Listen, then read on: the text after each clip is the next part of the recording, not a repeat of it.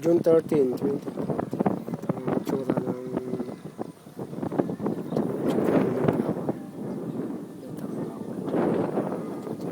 mula dyan sa kanto na yan, sa may padala yan. Yun yung lupa ko. Yan, dito sa akin yan.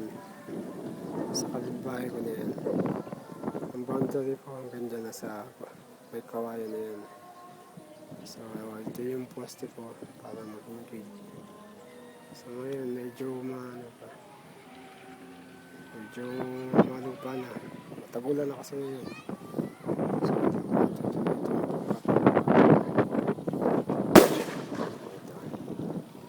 ako yun, nakulat ako.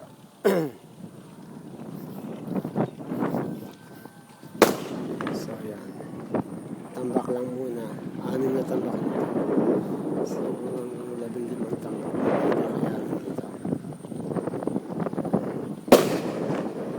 Pesta ngayon, June 13, sa San Antonio, Pampanga. Maliit lang lupa ko, 50 square meter lang ako, pero pwede na yun. Napadilan ko. So,